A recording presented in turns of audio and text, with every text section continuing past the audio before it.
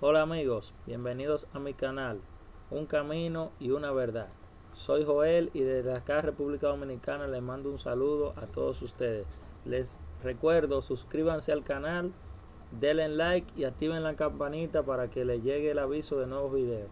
En este segundo video que vamos a estar debatiendo bajo el tema Esclavos del Mandamiento, segunda parte. Vamos a estar hablando un poco más detalladamente algunas cosas. Antes de empezar, quisiera advertir a muchos de los que nos miran en los videos que vamos a estar utilizando los nombres grecolatinos y la Biblia Reina Valera 1960. Porque sea mala, no, sino que vamos a ir paso a paso. Luego vamos a ir avanzando y yéndonos de lleno en algunos otros temas. Entonces, sin más preámbulos, empecemos. La cita base la encontramos en el libro de Romanos 6:14, que dice: porque el pecado no se enseñoreará de nosotros, pues no estamos bajo la ley, sino bajo la gracia. Ese es el tema básico, la cita base de esta enseñanza. Entonces, quiero hacer la siguiente pregunta para ir entrando en el tema. El concepto básico de esta enseñanza es el Torah o la Torah. La Torah no significa ley, porque la palabra ley la tradujeron de la otra palabra que se llama nomos, y nomos traduce ley, pero en el original hebreo lo que viene de la palabra yará, que significa dar en el blanco o instrucción. Entonces, por eso acá en estas definiciones aparece instrucción, dar en el blanco y enseñanza. Torah básicamente es lo que conocemos la mayoría como Antiguo Testamento. Entonces, quiero hacer la siguiente pregunta: ¿cuáles son los fundamentos sagrados de las religiones del mundo hoy en día? Porque todos dicen tener la verdad. ¿Entiendes? De todas las religiones del mundo, una de las más extensas e influyentes es el cristianismo, que surge de la división entre el judaísmo y los gentiles en el segundo siglo, en nuestra era ya. Pero si antes estaban unidas, ¿por qué se han separado tanto uno de la otra? ¿Qué tienen en común? Tienen en común que sirven el mismo Dios. Dicen que Jesús vino a interpretar lo que el Padre no explicó. Ambas religiones dicen tener el mismo libro sagrado, aunque el cristianismo dice que una parte de este libro ya es solo historia, y los judíos dicen que no, que son las palabras vivas de su creador. Entonces, ¿qué libro sagrado utilizaban los judíos creyentes antes de la aparición de las escrituras como la tenemos hoy? ¿Qué leían y en qué basaban sus enseñanzas? Porque dice la escritura en Hechos 17:11 que los de Berea comparaban con la escritura lo que el apóstol Pablo les decía. Entonces, ¿qué escritos manejan los gentiles y qué escritos van a manejar los judíos del templo y en el templo? En el templo claramente se va a estudiar, a leer el Torah, pero ya en los escritos de los gentiles, lo que tenían a mano algunos gentiles, se encontraba la Septuaginta. ¿Qué es la Septuaginta? La Septuaginta es la primera traducción del hebreo al griego. Esto ocurrió bajo el mandato del rey o faraón Ptolomeo Filadelfo II, alrededor de los años 285. Él le pide a 72 rabinos que traduzcan la escritura hebrea a lengua griega para tener la historia del pueblo. Entonces se lleva a la biblioteca de Alejandría, y esa es la Biblia que de ahí fue que tradujeron los gentiles la escritura que tenemos hasta hoy en día. No tradujeron del original hebreo. Entonces, eso era lo que leían. Los judíos dentro de los templos van a leer el Torah, el Tanaj, van a leer estos escritos sagrados, mientras que los gentiles van a tener a la mano, ahí, van a tener la Septuaginta. Entonces, imaginen y evalúen lo siguiente. Abra su imaginación. Imaginen una moneda que tiene dos caras. De un lado está el escudo y del otro lado está la cara del emperador. Entonces, mirando esta ilustración, quiero que de un lado imagine que está el cristianismo y de otro lado de la moneda quiero que imagine que se encuentra el judaísmo. Vamos a ver la primera cara de la moneda. ¿Quién aparece? Aparecen los cristianos. Dice la primera pregunta: ¿qué significa la Biblia para los cristianos? Bien, la Biblia para los cristianos es muy importante porque contiene la historia de la humanidad de principio a fin, la historia del pecado, la historia de redención. Contiene la palabra del Creador y su historia. Entonces, segunda pregunta: ¿qué significa la iglesia para los cristianos? La iglesia para los cristianos va a significar el lugar de reunión sagrado donde ellos van a recibir la fortaleza espiritual de persona a persona. Ahí se van a reunir para las liturgias religiosas. Tercera pregunta dice: ¿qué es lo más sagrado en el mundo para el cristiano? Bueno, como ya vimos, la escritura, la Biblia es lo más sagrado en el mundo para los cristianos. Entonces, tú que has elegido todo esto como sagrado y muy, muy santo, muy elevado, imagina que yo te digo que todo eso no sirve para nada. Que yo agarre la Biblia y la bote, la queme y te diga eso no sirve para nada. ¿Qué harías tú? ¿Y qué harían los cristianos? ¿Qué harían los cristianos? ¿A quién verían dentro de mí o en mí a los cristianos? ¿Verían al mismo Satán?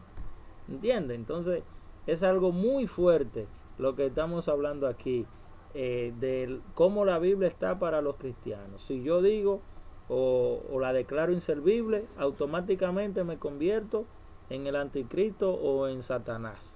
Eso es lo que está pasando. Eso en el mundo cristiano. Ahora vamos a voltear la moneda. La otra cara tenemos el judaísmo. La primera pregunta dice: ¿qué significa la Torá para los judíos? Mire, eso es lo más sagrado. Así como los cristianos tienen la Biblia, ellos tienen el Torá como lo más sagrado. El mismo Elohim, el mismo Creador, le dictó a ellos la palabra. ¿Entiende? Entonces, incluso en Isaías 48 dice: séquese la hierba y marchítese la flor, mas la palabra de nuestro Creador permanecerá para siempre. Imagínese usted lo fuerte que es para ellos la escritura. Entonces, ¿qué son las cosas más sagradas para los judíos? ¿Qué han tenido ellos como lo más sagrado, los israelitas? Bueno, en lenguaje normal tenemos el tabernáculo, ¿verdad? El arca del pacto, que simbolizaba la misma presencia del Creador. Tenían las tablas de las instrucciones, conocidas hoy como las tablas de Moisés, la tabla de la ley. Tenían también el templo, que fue también algo muy emblemático para todos los creyentes. Entonces, ¿qué piensa un judío que ya no tiene el arca de la alianza, la presencia, ¿verdad? Y que ya no tiene el templo para expiar los pecados? ¿Qué tienen ellos como lo más sagrado en el mundo? Ellos van a tener la Torá. Es la Torá que ellos van a tener como más sagrado. Imagínense entonces que ¿qué significa la Torá? Imagínense, la Torá significa para ellos su pueblo, su historia, su constitución, su esencia, el origen de su religión, la historia de su Dios. Entonces, gracias a la escritura, a la Torá, ellos aún, a pesar de ser disueltos por el mundo, se han podido encontrar gracias a las escrituras del Torá, y que le hace ver como un pueblo diferente. Su tradición lo hace ver muy diferente e identificar a un judío donde quiera que vaya. Entonces, la Torá es lo que va a formar su nación, es la historia de su pueblo. Imagine usted entonces, en este caso, que usted vaya allá a Israel, con todo lo que significa la Torá para ellos, ¿verdad? Es algo, es vital. Dice en el libro de Deuteronomio 28:1, dice: acontecerá que si oyeres atentamente la voz de tu Creador para guardar y poner por obra sus mandamientos que yo te escribo hoy, también el Creador te exaltará sobre todas las naciones de la tierra. Imaginen esto entonces. La Torá los enseñaba a ellos en todos los aspectos de la vida, cómo vivir, cómo reproducirse, cómo convivir, cómo alimentarse, las vestimentas, le hablaba de las vestimentas, cómo vestirse, cómo habitar en la tierra, cómo honrar al Creador. Les advertía sobre los falsos dioses, sobre los falsos profetas, ¿entiendes? Le explica la historia, le habla de las promesas que el Creador ha hecho a todo su pueblo. Incluso le habla de la agricultura, le habla de la ganadería, de todo eso, de todo lo que tiene que ver el ámbito de la vida. Son las instrucciones, básicamente, son las instrucciones del mismo Creador para el hombre, en todos los aspectos de la vida. Eso es lo que va a hacer la diferencia entre Israel y los demás pueblos. El seguir los mandamientos de la Torá es lo que va a provocar una diferencia, una separación. Dice en el libro de Deuteronomio 7, del 6 en adelante, porque tú eres pueblo apartado para el Creador. El Creador te ha escogido para hacerle un pueblo especial más que todos los pueblos que están sobre la tierra. Entonces, imagínense esto. Tener la Torá y guardar lo que dice ella era algo vital. Ellos fueron advertidos de lo que le iba a pasar si no la cumplen. Léase los capítulos 7, 13, 18, 27, 28, 29 y 30 de Deuteronomio. Así como usted pasa tiempo leyendo libros, leyendo los mensajes de WhatsApp, leyendo el Facebook, viendo imágenes, dedíquese un tiempo también a leer estos capítulos bíblicos de Deuteronomio para que se entienda mejor y usted comprenda lo que está pasando en el mundo bíblico. Entonces, ¿qué le pasó a ellos al olvidar el Torá? Veamos, 40 años en el desierto, cosas que tenían que llegar en meses o días o semanas a la tierra prometida. Duraron 40 años. ¿Qué más le pasó? La separación de las tribus, porque hubieron problemas por no seguir la Torá y se dividieron. Entonces, ¿qué ocurrió también? Cambios culturales. Se le destruyó el templo varias veces. Fueron en cautividad a Babilonia y muchas partes del mundo fueron también llevados cautivos. Tuvieron 400 años de silencio. Incluso el Mesías vino fue porque ellos ya habían dejado el Torá, habían falseado el mandamiento. Y una de las mayores consecuencias que tenemos, alrededor más de 41,000 religiones en el mundo. Entonces, eso es lo que ha ido pasando. Entonces, todos los temas que se tocan en Israel son temas judíos. Mire, los discípulos eran judíos y hablaban de temas judíos. El Mesías era judío. Abraham, a pesar de que no era judío, es el padre de la nación. ¿Entiendes? Las promesas son para los judíos, los pactos también, la circuncisión, la dieta bíblica para los judíos. ¿Entiendes? Eran temas judíos. La santidad, como la conocemos hoy, es un tema judío. ¿Entiendes? No existía un Mesías para los gentiles. Ni gentil ni para los gentiles. No existe la salvación fuera de Israel. Eso es lo que tienen en mente los hebreos. Es por eso que todos estos temas son judíos y si usted quería aplicárselo, tenía que ser del pueblo de Israel, no simplemente judío, porque judío es una tribu y es un término que surge luego del regreso de Babilonia, del cautiverio. Surge la palabra judío. Pero pertenecer a los hebreos, al pueblo de Israel, usted tenía que alinearse a las leyes. ¿Entiende? El gentil nunca tuvo ley. El gentil no tenía que ser redimido de la ley, porque nunca tuvo ley. Entonces, ahora bien, sabiendo todo esto, imagine que a usted de aquí compra un vuelo y sale para Israel.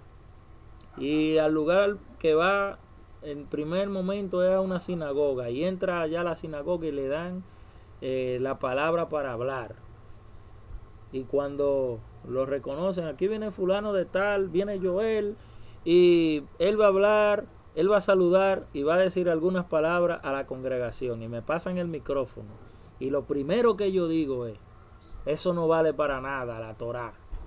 Cristo, el Mesías judío, eliminó a Moisés y las instrucciones. No hay que seguir nada de esto porque ya no, ustedes no van a ser salvos por guardar las instrucciones del Creador. Que ahora es por la fe en Jesús. Imagínense. Y me bajo del estrado. Todos los ojos puestos en mí. Porque así como el cristiano ve al mismo enemigo, al mismo diablo cuando le hablan en contra de la Biblia y el templo, así mismo van a ver los judíos cuando usted le hable en contra de la Torah. ¿Y será que ellos están equivocados? No, no es que están equivocados. Lo que pasa es que los principios que ellos tienen son muy diferentes a los que tiene toda la humanidad. Entonces, hoy en el mundo cristiano hay una idea contraria a los pensamientos judíos. Porque estamos en el otro extremo del cuadrilátero. El que cree en la Torah y el que no cree están en dos extremos. Porque si hoy viene un judío y contradice todo lo que dice el mundo cristiano, automáticamente se le va a decir que está endemoniado, que está judaizando. Pero si va un cristiano al mundo judío y da todos sus principios y los obliga, entonces ellos van a decir que también están endemoniados. Imagínese usted. Y así, si usted va a cualquier religión del mundo, al Islam, usted va y contradice lo que ellos creen, una enseñanza que le dio según ellos el ángel Gabriel en una cueva a Mahoma. Usted se dirige allá al Medio Oriente, al Oriente, allá a la India, a China, y les contradice la doctrina que ellos tienen. Ellos van a ver el mismo diablo en usted. Y así a todas las religiones del mundo. ¿Sabe por qué? Porque claramente lo dice en la Escritura. Que cuando usted lo analiza, el Redentor del mundo nació, creció, aprendió, enseñó, murió y resucitó en un contexto judío. ¿Por qué? Porque él era Yaudín, él era judío. Eso es así. Entonces, dice la Escritura, mire qué dice la Escritura, que mayormente esto se lee hasta el punto en los templos. Pero dice en Oseas 4:6, mi pueblo fue destruido porque le faltó el conocimiento. Hasta ahí es que lo leen, pero no siguen leyendo. ¿Qué conocimiento? Dice, porque desechaste el conocimiento, yo te deseché de ser un ministro. Y porque olvidaste la ley de tu creador, yo también me olvidaré de tus hijos. Y eso es lo que ha pasado hoy en el mundo. Todo el mundo se ha olvidado de la ley. ¿Entiendes? Porque el hombre nunca ha estado de acuerdo en seguir las enseñanzas del Creador. Porque desde pecó, él fue vendido al pecado y odia la ley. Eso lo vamos a ver en el libro de Génesis, cuando él va a ver qué actitud tienen los hombres, y el Creador mismo dice acá que él ve los pensamientos del corazón de los hombres van de continuo al mal. Entonces en Romanos 7:14 dice que la ley es espiritual, pero yo soy carnal, ya estoy vendido al pecado. Y también lo vemos en Romanos 8:7, que te va a decir, por cuanto los designios de la carne son enemistad contra el Creador, porque no se sujetan a su ley ni tampoco pueden. Imagínese usted, el único que se va a oponer a las instrucciones del Creador, óigalo bien, el único es a Satán. De esto están claros todos en el pueblo de Israel, porque cuando dejen la ley del Creador, el enemigo era que iba a venir a pisotearlo. Y hay muchos ejemplos de esto. Entonces, a los discípulos ni a ninguno le pasó por la mente que sus escritos y cartas que ellos mandaban a sus amigos iban a estar por encima del Torah. ¿Se entiende? Y que lo que ellos hablaban ahí era basado en la misma palabra, en la Torah, en lo que tenían en los escritos. ¿Entiende? eso es así. Ellos nunca pensaron que sus cartas, donde aparece que se me quedó el sombrero, dile a fulana que me lo mande, aquí está fulano que le manda un saludo. Imagínese usted, eso es una carta que usted hace y se la manda a un amigo.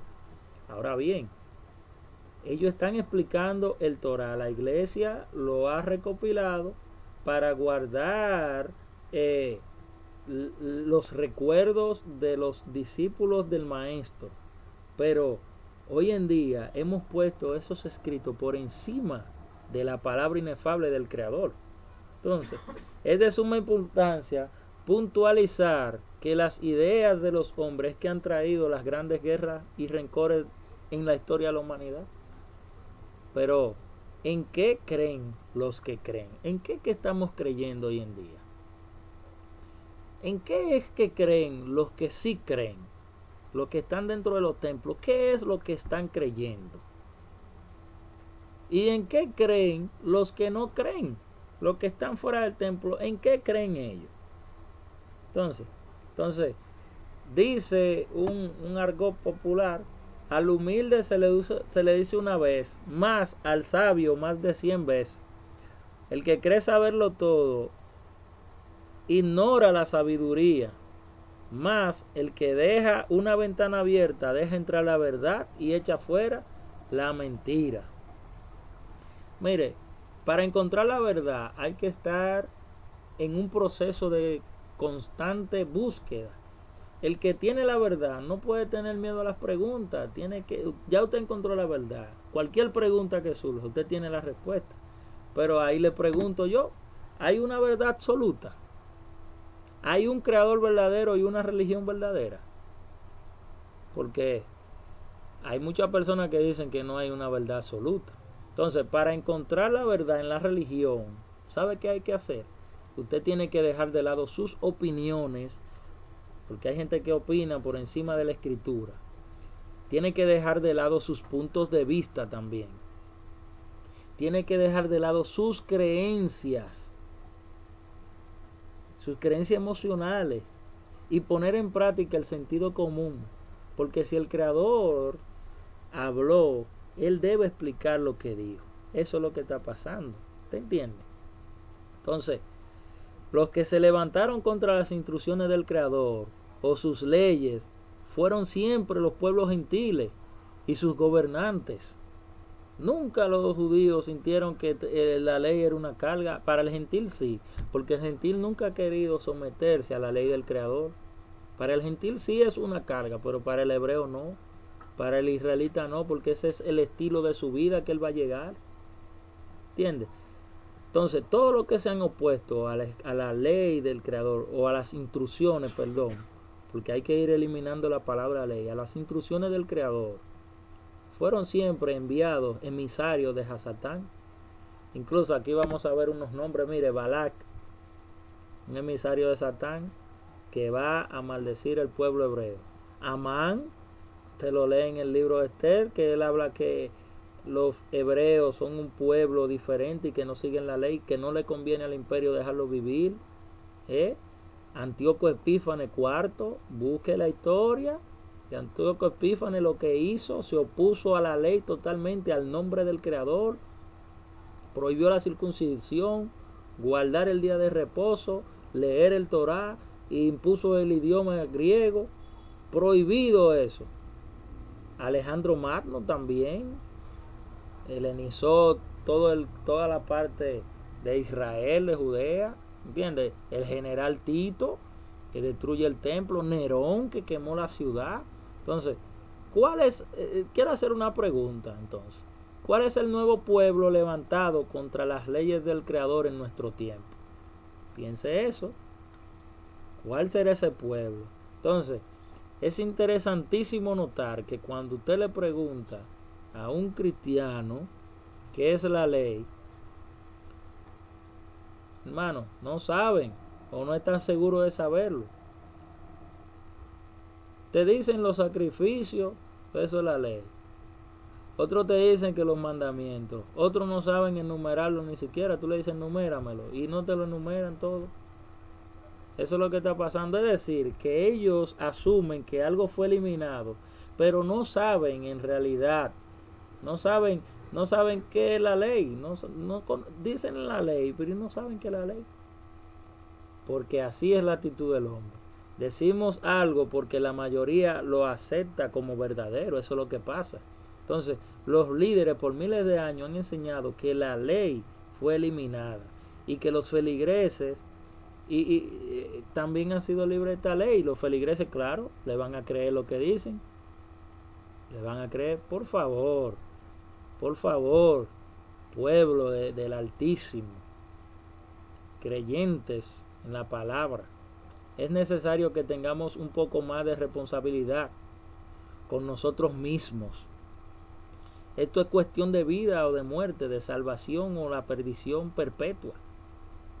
¿Entiendes? No podemos dejar de lado o en cualquier mano el decidir dónde vamos a pasar esa eternidad. No podemos dejar en mano o en boca de cualquier persona lo que debemos hacer para conseguir agradar a nuestro Creador. Usted tiene que tener más responsabilidad. ¿Entiende? Los parámetros de la fe no podemos dejárselo que cualquiera lo decida. Para eso está la Escritura. Entonces, lea, investigue, evalúe, analice, compare, piense. Deje de lado la mala costumbre que tenemos de no estudiar. Hoy tenemos a mano un mundo de información, pero no la aprovechamos. Y ojo con esto, nuestra responsabilidad es investigar sobre la verdad. No todos los temas que aparecen ahí. Investigar sobre la verdad. ¿Qué es la verdad? Porque sí existe una verdad absoluta. Eso es así. Entonces, como vimos la escritura que dice en Hechos 17:11, los de Berea compararon con las escrituras todo lo que Pablo les decía. Entonces, claramente se refería a la Torá. ¿Entiendes? Eso era lo que yo veía. Pero vamos a ver en un momento ahora más profundo qué significa Torá. Lo leemos aquí, que Torá, como ya vimos, significa instrucción, enseñanza, dirección, y mírelo ahí, viene del verbo yarat, que significa lanzar, colocar en el blanco. Es por esto que pecado viene del verbo amartía, que es en griego, que significa errar al blanco o desviarse, fallar, según primera carta del apóstol Yohanan 3:4. Eso es importante que los leamos.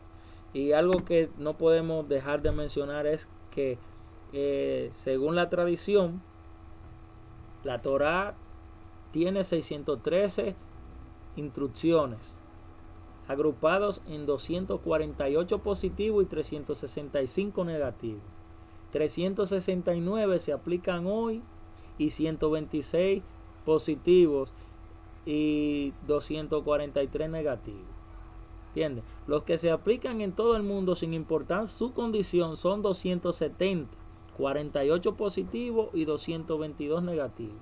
Entonces, ¿de qué manera están agrupados estas instrucciones o conocidos como mandamientos hoy en día?